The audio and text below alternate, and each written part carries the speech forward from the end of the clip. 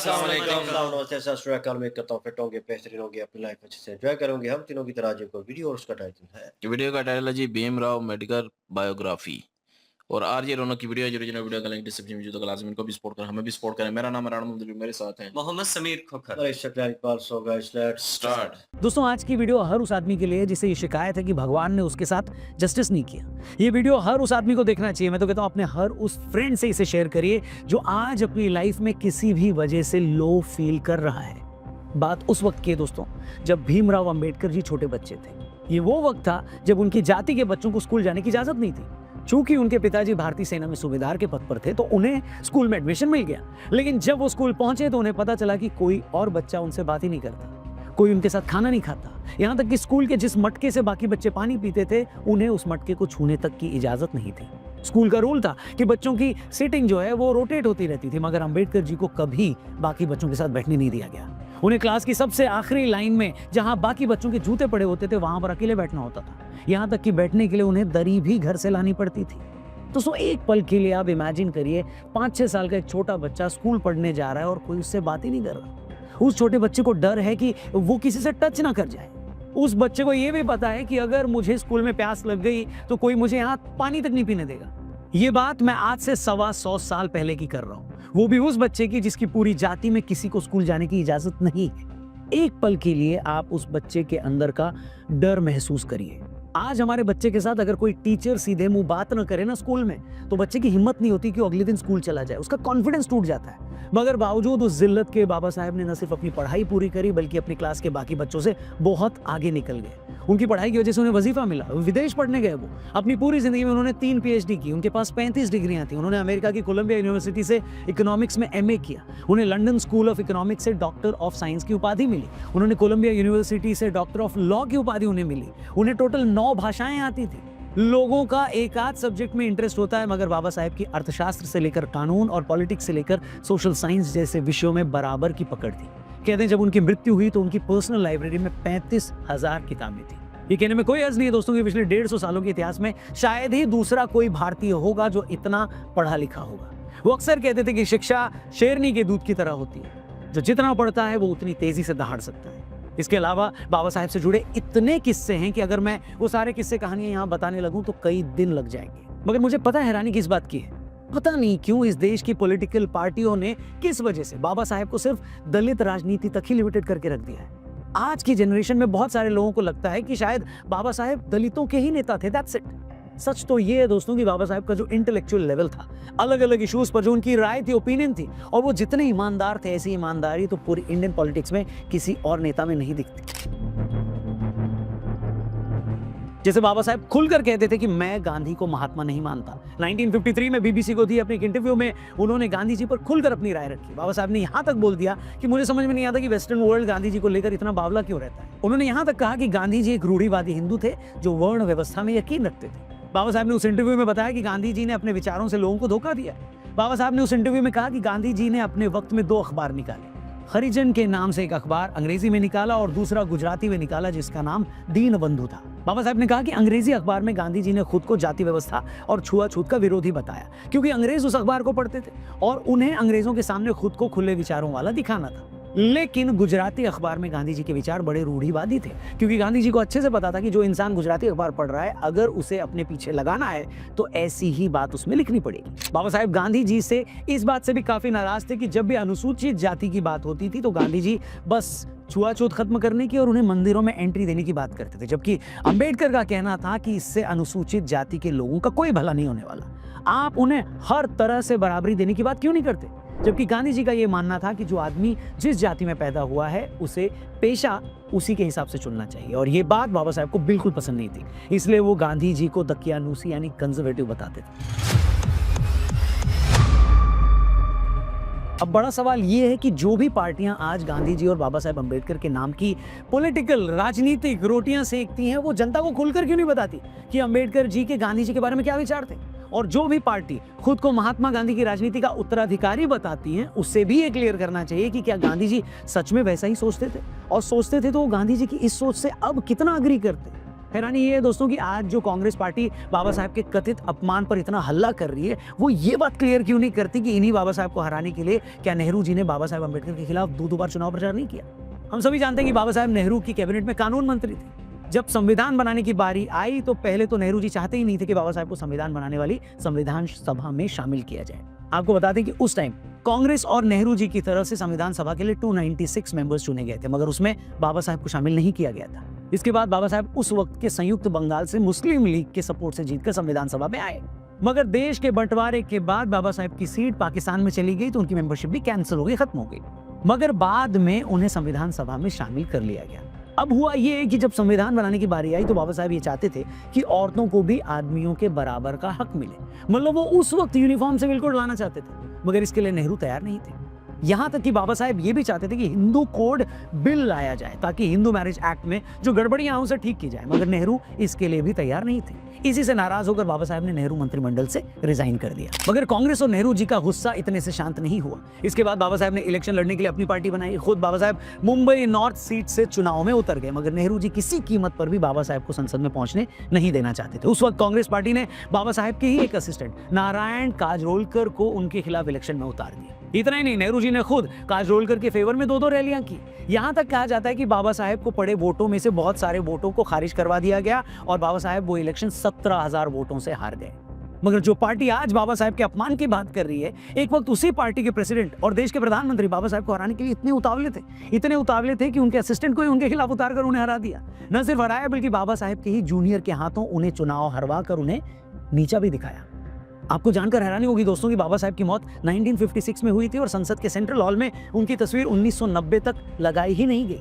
बाबा साहब की तस्वीर संसद के सेंट्रल हॉल में तब लगी जब वीपी सिंह की सरकार बनी थी। एक पल के लिए सोचकर देखिए दोस्तों, बाबा साहब जिन्होंने उस वक्त अपनी मेहनत के दम पर वजीफा लेकर अमेरिका और ब्रिटेन के सबसे बड़े कॉलेजों से पढ़ाई की, जब वो भारत आए तो भी उन्हें अपने दलित होने की वजह से लगातार अपमानित होना पड़ा। बाबा साहब चाहते तो बड़ी आसानी से तभी देश छोड़कर ब्रिटेन या अमेरिका में बच सकते थे, लेकिन उन्हें अच्छे से पता था कि अगर मैं यहाँ से चला गया तो मेरे लाखों करोड़ों दलित भाइयों की लड़ाई कौन लड़ेगा। अगर मैंने इन लोगों को इकट्ठा नहीं किया, अगर मैंने भारत के समाज को नहीं हिलाया, उन्हें नहीं बताया कि हम दलितों के साथ क्या हो रहा है, तो ये और कौन करेगा। बाबा साहब अच्छे से जानते थे कि वो माँ सरस्वती के विशेष पुत्र हैं। ये उनका फर्ज है कि वो अपनी समझ, अपनी हिम्मत से दलितों की ये लड़ाई लड़े।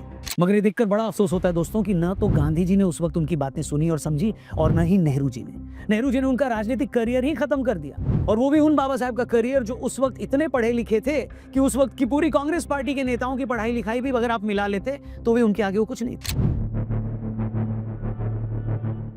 मगर अफसोस ये है दोस्तों कि इस देश की कुछ पार्टियां बाबा साहब के साथ की गई उन जातियों की कभी बातें नहीं करती। वो पार्टियां इतनी बेशर्म है कि वो आज भी इन सब के लिए देश से माफी नहीं मांगती, सॉरी नहीं बोलती। सच तो ये है कि बाबा साहब को किसी धर्म या किसी जाति से कोई लेना देना नहीं था। वो सिर्फ और सिर्फ बराबरी की बात करते थे। अगर उन्होंने नीची जातियों की बराबरी की बात की तो उन्होंने औरतों को बराबरी का हक देने के लिए यूनिफॉर्म सिविल कोड की भी बात की। अगर वो हिंदुओं में वर्ण व्यवस्था के खिलाफ थे, हिंदू धर्म में मौजूद पाखंड के विरोधी थे, तो उन्होंने उतना ही खुलकर इस्लाम में मौजूद कट्टरपंथ पर भी बोला। मुझे सच में हंसी आती है दोस्तों जब कुछ पार्टियां जय भीम और जय भीम की बात तो करती हैं, मगर कभी ये नहीं बताती कि बाबा साहब के कट्टरपंथी इस्लाम के बारे में क्या थॉट्स थे। अंबेडकर जी ने आजादी से 2 साल पहले लिखी अपनी किताब पाकिस्तान या भारत का विभाजन में साफ लिखा है कि भारत के मुसलमान कभी देश के लिए वफादार नहीं होंगे। अंबेडकर जी ने आगे लिखा है कि भारत के मुसलमान खुद को पहले मुसलमान मानेंगे, उसके बाद भारतीय। उन्होंने किताब में यहाँ तक लिखा है कि भारत की तरक्की में भारत के मुसलमानों ने बहुत कम योगदान दिया है और उन्होंने हमेशा मुस्लिम देशों को भारत से ऊपर रखा है। अंबेडकर जी ने अपनी किताब में यहाँ तक लिखा है कि इस्लाम धर्म में भाईचारे का मतलब सिर्फ मुसलमानों के बीच भाईचारा, और इस भाईचारे में किसी गैर मुस्लिम के लिए कोई जगह नहीं है। इसी किताब में अंबेडकर जी आगे लिखते हैं कि इस्लाम की प्रकृति ऐसी है कि वो भारत को कभी अपनी मातृभूमि नहीं मानेंगे। एक सच्चा मुसलमान वो है जो न तो कभी भारत को अपनी मातृभूमि मानेगा और न ही हिंदुओं को कभी अपना भाई मानेगा। इसके अलावा भी बाबा साहब के इस्लाम पर जो थॉट्स हैं वो सुनकर उनके नाम की पॉलिटिक्स करने वाली कई पार्टियों के कान से धुआं निकल जाएगा दोस्तों। पर सवाल ये है कि अगर कोई पार्टी बाबा साहब अंबेडकर के नाम पर पॉलिटिक्स करती है तो वो उनके इन विचारों पर बात क्यों नहीं करती। ये लोग क्यों नहीं बताते कि अंबेडकर जी के गांधी जी के बारे में क्या विचार थे। ये लोग क्यों नहीं बताते कि आखिर कैसे नेहरू जी ने अंबेडकर जी को चुनाव हराने के लिए उनके खिलाफ 2 बार प्रचार किया। ये लोग क्यों नहीं बताते कि अंबेडकर जी के इस्लाम पर क्या विचार थे। अंबेडकर की मनुस्मृति के बारे में क्या थॉट्स थे, वो बस इसी बात का जिक्र करते हैं, और वो इसलिए करते हैं क्योंकि वो उनकी पॉलिटिक्स को सूट करता है। मगर बाकी मुद्दों पर बाबा साहेब अंबेडकर क्या कहते थे, ये लोग भूलकर भी वो बात नहीं बताते। अब आप मुझसे पूछें तो दोस्तों मैं यही कहूंगा कि मेरी नज़र में बाबा साहेब अंबेडकर पिछले 150 सालों के भारत के इतिहास के सबसे वेल रेड, सबसे हिम्मती और सबसे ईमानदार नेता थे। नेता क्या, शायद वो सबसे इंटेलेक्चुअल भारतीय थे, जिन्हें जितनी इज्जत, जितना सम्मान मिला, वो उससे कहीं ज्यादा के हकदार थे। मेरा तो ये भी मानना है कि जब भी अंबेडकर जी की बात हम करते हैं तो सिर्फ उन्हें दलित राजनीति से, दलित पॉलिटिक्स से जोड़कर न देखा जाए। दलितों के लिए उन्होंने जो किया उसका तो कोई मुकाबला ही नहीं है, लेकिन अंबेडकर जी का काम इतना बड़ा है, बाबा साहब का काम इतना बड़ा है, उनके विचारों का स्पेक्ट्रम इतना बड़ा है कि हमें उन सब पर बात करनी चाहिए, उनसे सीख लेनी चाहिए। और जैसे कि मैंने आपको बताया, एक साजिश के तहत पहले तो उनके जीते जी ही उनको इररिलेवेंट बनाने की कोशिश की गई, और जब वो हमारे बीच नहीं रहे तो फिर शुरू की सरकारों ने उनको वैसी इज्जत नहीं दी जैसी वो डिजर्व करते थे। लेकिन जैसा कि हर महान काम और हर महान व्यक्ति के साथ होता है, वही आज बाबा साहेब अंबेडकर जी के साथ हो रहा है। देर सवेर वो इज्जत उन्हें मिल ही जाती है जिसकी वो हमेशा से हकदार थे। आज वो शायद इकलौते ऐसे नेता हैं जिनकी हर कोई खुले दिल से तारीफ करता है। वो इकलौते ऐसे नेता हैं जिनकी बुराई करने की हिम्मत किसी में नहीं है। वो इकलौती ऐसी शख्सियत हैं जिनका नाम हर पार्टी, हर भारतीय बड़े फख्र से लेता है। मुझे बड़ी ईमानदारी से लगता है दोस्तों कि जो काम अमेरिका के लिए अब्राहम लिंकन या मार्टिन लूथर किंग ने किया, उससे कहीं ज्यादा बड़ा और महान काम बाबा साहेब अंबेडकर ने भारत के करोड़ों लोगों के लिए किया है। मेरी नजर में तो वो सच्चे राष्ट्रपिता हैं। इतिहास ने भले ही उनके साथ न्याय न किया हो, मगर हमें वो गलती नहीं करनी है। उन पर हो रही पॉलिटिक्स से ऊपर उठकर उनको पढ़ना होगा, उनके काम को समझना होगा और उनकी सोच को आगे लेकर जाना होगा। एक बार फिर से दिल की गहराइयों से बाबा साहब को कोटि कोटि प्रणाम। बाबा साहब पर बनाया हमारे वीडियो, हमारे विचार अगर आपको पसंद आए हो तो इसे अपने हर एक दोस्त से जरूर शेयर करिएगा। चैनल भी सब्सक्राइब करिएगा। Thank you for watching. अभी के लिए इतना ही। अपना ख्याल रखिए। जय हिंद, वंदे मातरम। जी गाइस, वीडियो डिटेलिंग थी और कुछ पास्ट के मुद्दे होते हैं, कुछ चीज़ें होती हैं जिनको जो है वो फ्यूचर जो है डिस्कस करना पड़ता है, क्योंकि कुछ लोगों के साथ नाइंसाफ़ी होती है और वो पास्ट में वो एबिलिटी रखते हैं कि वो ऊपर आकर अपना नाम बनाते हैं और हिस्ट्री में उनका नाम होता, उनको वो इज़्ज़त और वो चीज़ जो है मिलनी चाहिए, और कहीं न कहीं उनको दबाया जाता है। फिर कर लें कि कुछ लोग उसको कास्ट के वे से और उन चीज़ों की तरीके से देखते हैं। तो बाबा जी अम्बेडकर के ऊपर ये सारी वीडियो थी और जो उन्होंने मुद्दे रेज़ किए मेरे ख्याल में उसमें कोई गलत नहीं है, और ये देखकर मुझे शॉक भी लगा कि गांधी जी के खिलाफ थे इन चीज़ों को लेकर, कि वो दोहरी शख्सियत रखते हैं और इन चीज़ों को और लोगों को एक किस्म की कह लें कि विक्टिम कार्ड खेलते हैं लोगों के साथ। अब ये बता रहे हैं वीडियो में हमें, नहीं मैं वीडियो के थ्रू बात कर रहा हूँ कि 2 अखबारात आते थे और न्यूज़, तो उसमें एक गुजरात का था और एक इंग्लिश था, क्योंकि ब्रिटिशर जो है वो इंग्लिश पढ़ते हैं तो दूसरी लैंग्वेज नहीं, तो जो इंडियंस थे गुजरात के और दूसरे, तो वो उनके लिए गुजराती निकाला, क्योंकि इंग्लिश निकालते तो उनमें पता नहीं चलना था। उन्होंने दोनों में अंतर रखा और दोनों में अपनी दोनों शख्सियत, उन्होंने कहा कि डिवाइड किस्म की पर्सनैलिटी थी इनकी, उसमें ये खिलाफ लग रहे थे और इधर गुजरातियों में इनका साथ दे रहे थे। मतलब दोनों तरफ उन्होंने रखे हुए थे सियासी लेवल से, क्योंकि मतलब अपना मफाद निकालने के लिए। ठीक है, ये वीडियो में बता रहे हैं, अब हमें उस चीज़ के ऊपर ज़्यादा डिटेल पता नहीं है। बहरहाल अगर ऐसा नज़रिया है तो वो तो गलत है, वो तो सबको पता चलता है कि ये दोहरी शख्सियत और ये दोगलापन हो जाता है। ठीक है, क्योंकि हम कायद-ए-आज़म मोहम्मद अली जिन्ना को भी क्रिटिसाइज़ करते हैं बहुत सारी चीज़ों को लेकर, तो इसमें तो कोई शक नहीं। अगर इस तरह का नज़रिया और इस तरह की चीज़ थी तो ये गलत था। और सेकंड चीज़ जो बहुत ज़्यादा अभी आके थोड़ा बहुत रिज़ॉल्व हो गई है, मैं कहूँ कि लोगों में कह लें सोच समझ आ गई है, एक नॉलेज, एक चीज़ वो हो गई है कि यार इन चीज़ों में नहीं पढ़ना, हमने आगे बढ़ना है और इन चीज़ों से निकलना है। ठीक है, क्योंकि दूसरी कौमें निकली हैं और उन्होंने तरक्की की है, तो हमें भी इस चीज़ से निकलना है। वो ज़ात-पात का था और उन्होंने बात बिल्कुल ठीक की, और मैं एग्ज़ैक्टली अक्सर लोगों के साथ इन रिलेशन होता हूँ तो मैं उन्हें बोलता हूँ कि ये मैटर नहीं करता। ये आपके मैं कहूँ कि बस में नहीं था कि आपने, मैं अगर उस फैमिली से बिलॉन्ग करता हूँ, मलक फैमिली से, कुतुबशाही अवानों से, तो मैं यहाँ पे मेरी मर्ज़ी थी कि मैंने यहाँ पे पैदा होना था। तो आप अपनी मर्ज़ी से चूज़ नहीं कर सकते कि कौन-सी फैमिली आपने चूज़ करनी है, उनकी कास्ट क्या है और आप उनमें जाके पैदा हों, ठीक है? तो ये आप नहीं कर सकते, आपके इख्तियार में नहीं है। तो जब एक बंदा नीचे से ऊपर आ रहा है और अपनी एबिलिटी दिखा रहा है और उसमें वो पोटेंशियल मौजूद है कि वो कर सकता है और उसे उस जगह भी चाहिए और वो इज़्ज़त भी चाहिए, ठीक है? जो मिलनी चाहिए उसे, और जब वो चीज़ें उसे नहीं मिलती, तो उन्होंने स्टार्टिंग में वो जो पूरा एक कह लें कि एक ग्राफ खींचा है ना, वो बड़ा ज़बरदस्त था कि एक बच्चा जो है नीचे से ऊपर आता है तो भाई वो ज़हन मोल्ड हो रहा होता है, उसके ऊपर इतना प्रेशर कि उसे पानी वाला जो मटका है वो जो है कूलर से हाथ नहीं लगाने दिया जा रहा, उस गला खुश्क हो रहा है और वो पानी पीना चाह रहा है, उसे पता है कि कोई पीने नहीं देगा मुझे। क्यों? क्योंकि मेरी कास्ट जो है वो दलित है, लोअर कास्ट है। और जो अपर कास्ट है वो मुझे इस चीज़ के ऊपर अलाउ नहीं करेंगी। तो कितना मैंने बहुत सारे इंटरव्यूज़ देखे हैं जो वो बड़ी उम्र के हैं लोग, वो बात सुनाते हुए, बात करते हुए हकलाते हैं और बिल्कुल समझ लें कि टूट जाते हैं। उन्हें लगता है कि वही टाइम उनके ऊपर फिर आ गया है, वही प्रेशर और वही चीज़ वो फ़ील करते हैं। यहाँ से स्टार्ट लेना, मैं कहूँ कि यही चीज़ें उन्हें कमज़ोर करने की बजाय एक अच्छी कह लें कि स्ट्रॉन्ग पर्सनैलिटी थे और उन्होंने इस चीज़ को अपनी ताकत बनाया। उन्होंने उस चीज़ को ये नेगेटिव वे में फ़ील करके एक कोने में लगना जो है बेहतर नहीं समझा। उन्होंने कहा कि स्ट्रगल करनी है, आगे बढ़ना है और मैंने अपने आप को प्रूव करना है और ये एक मिसाल है। और मेरे ख़्याल में अगर इस चीज़ को लोग लाइट आउट करते हैं या जो हुकूमती जो सतह पे इस चीज़ को ऊपर लेके आते हैं और बच्चों में उजागर करते हैं, हिस्ट्री में एक चैप्टर पढ़ाते हैं इनके ऊपर, तो ये अच्छी चीज़ है, ये बुरी चीज़ नहीं है। और बहुत सारी चीज़ें हैं ऐसी कि पार्टीज़ जो हैं इनको क्रिटिसाइज़ कर रही हैं, बहुत सारी चीज़ों को लेकर, ठीक है। उन्हें इस चीज़ से है कि और भी बहुत सारे लोग हैं, आप उनको भी जनाब प्रेफ़रेंस दे सकते हैं, लेकिन इनको इतनी प्रेफ़रेंस क्यों दे रहे हैं? क्योंकि कहीं न कहीं यार अतीत से चीज़ें जुड़ी होती हैं और उनको देखना पड़ता है किसने बुरा किया, किसने सही किया। तो आपने पक्ष किसका लेना है? उससे डिसाइड होगा कि आपका फ्यूचर क्या होगा। तो लोगों ने बच्चों जो बच्चे यंग जनरेशन जो है ऊपर आ रही है, उनको इनके बारे में पढ़ाएँगे, तो भाई बेहतर होगा। वो इन चीज़ों से निकलेंगे कि भाई उन्होंने ज़ात-पात और इन चीज़ों को, और वो लोगों से नफ़रत करेंगे जो ज़ात-पात और इन चीज़ों को लेकर बहुत ज़्यादा प्रेफ़रेंस देते हैं, ठीक है ना? उसमें अटके हुए हैं। वो उन लोगों का साथ देंगे जो आगे बढ़ना चाहते हैं और इस चीज़ से निकलना चाहते हैं। वो भी खुद निकलेंगे, आगे तरक्की करेंगे और मुल्क तरक्की करेगा। ये चीज़ कॉन्सेप्ट जो है, ये हम अक्सर कहते हैं कि यूरोपियन लोग और दूसरे जो है वेस्ट के लोग जो हैं वो आगे क्यों जा रहे हैं, वो तरक्की क्यों कर रहे हैं? उनमें भी कहीं न कहीं वो चीज़ें पाई जाती हैं, लेकिन वो बहुत सारा हट गए हैं इन चीज़ों से। हम अक्सर कहते हैं कि वो अपने काम से काम रखते हैं और वो आपको छेड़ते नहीं है।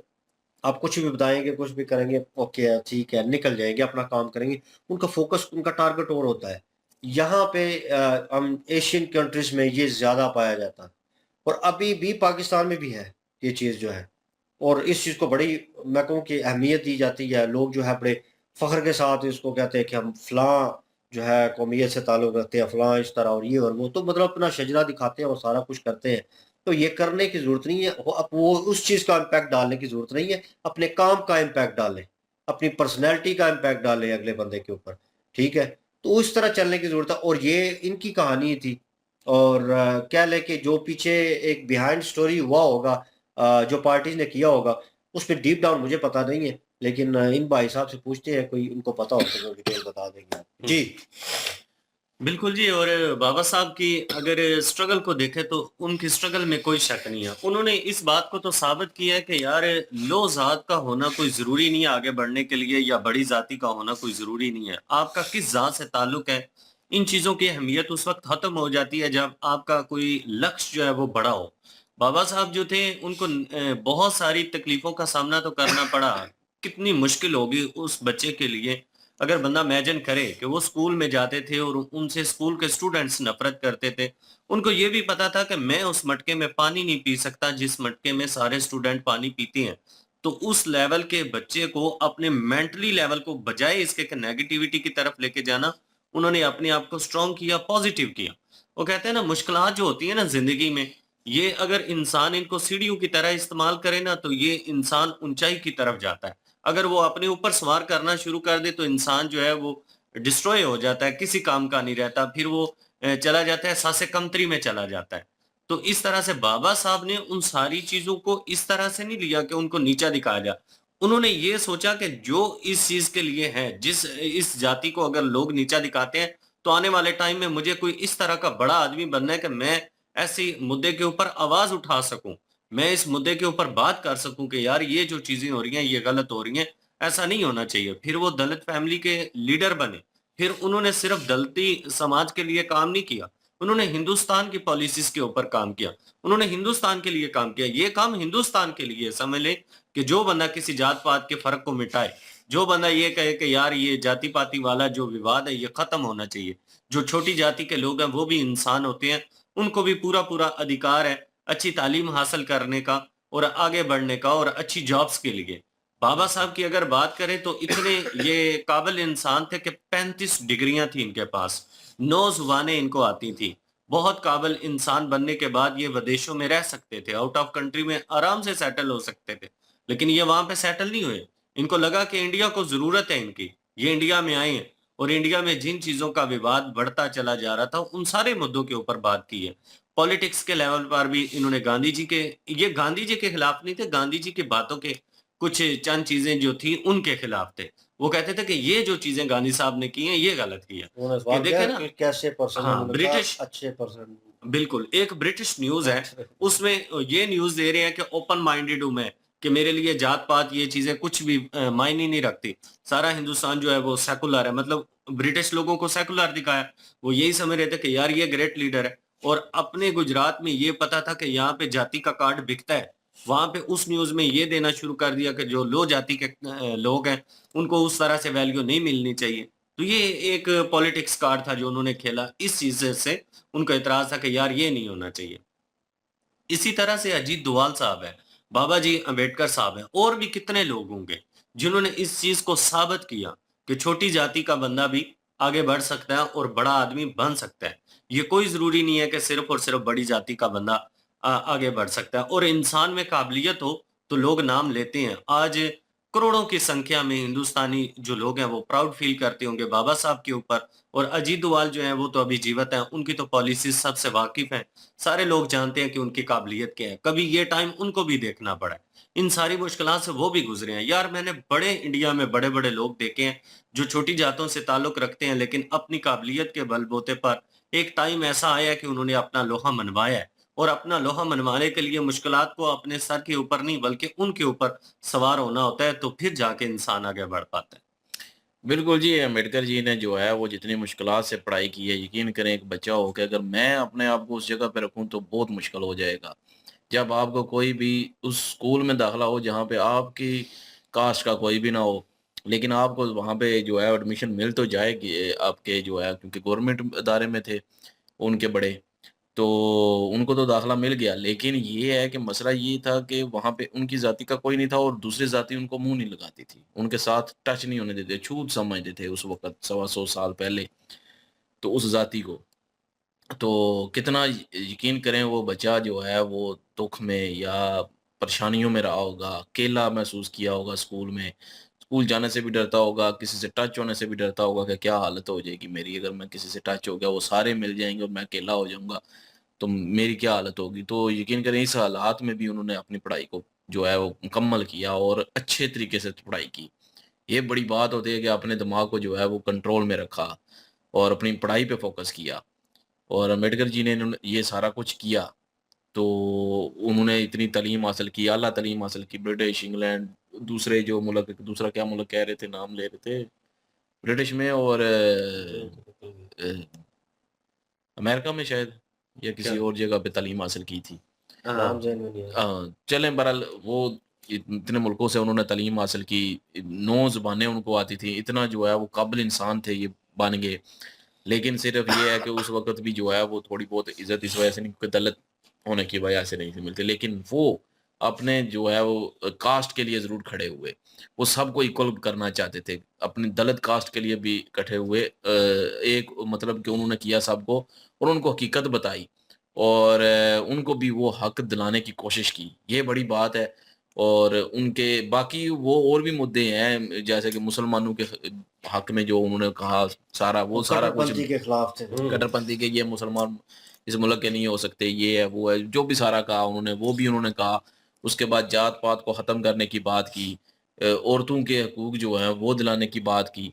तो इतने कुछ जो है वो उस वक़्त उन्होंने किया। लेकिन ये है कि गांधी, दूसरी साइड देखा जाए, गांधी जी जो हैं वो उन्होंने क्या कहा कि मंदिर में जो है वो आ जा सकते हैं, पूजा कर सकते हैं, लेकिन ये है कि जो जिस जाति से है वही काम करे, जो उसका पेशा है, उस ज़ात का। यहाँ पे मुझे ना वो याद आ गया, महाभारत में ना कर्ण। कर्ण जो है वो भी जो है क्या कौन-सी बिरादरी से था? शूद सूद सूद सूद पुत्र सूद। तो करण जो है वो क्या बनना चाहता था श्रेष्ठ सबसे ऊंचा, अर्जुन से भी ऊंचा, कि उसके कास्ट के जरिए जो है उसकी परखा जाता है जी।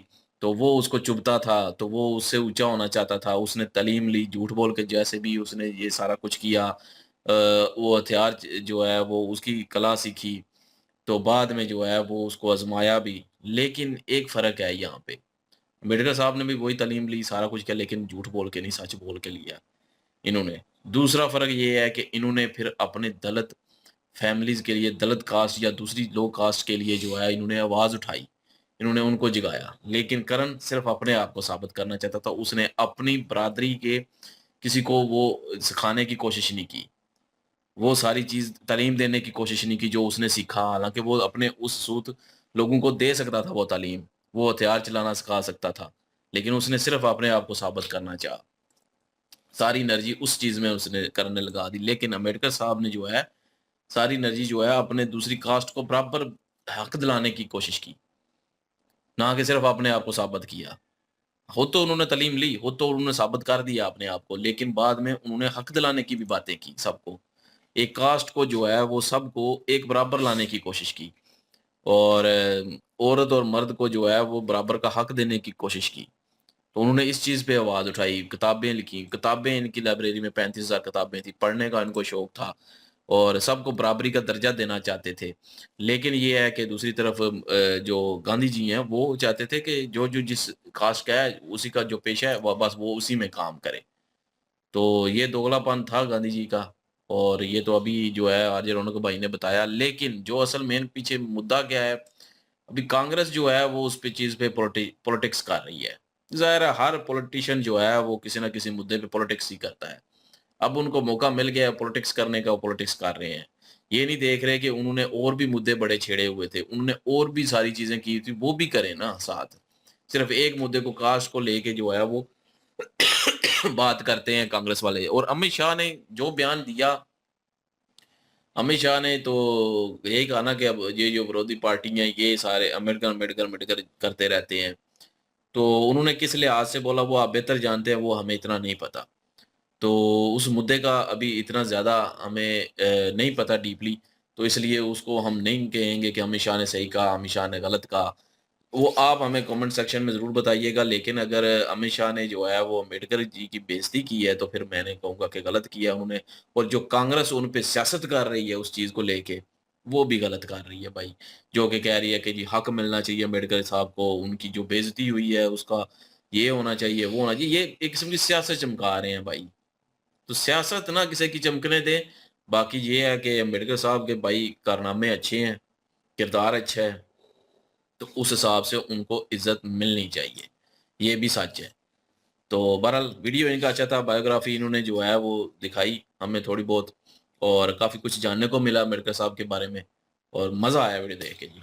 बिल्कुल जो लाइक शेयर सब्सक्राइब कर दें। इंशाल्लाह मिलते हैं नेक्स्ट वीडियो में। अपना ख्याल रखिएगा, दुआ में याद रखिएगा। तब तक के लिए अल्लाह अल्लाह हाफ़िज़, हाफ़िज़, पीस। पीस।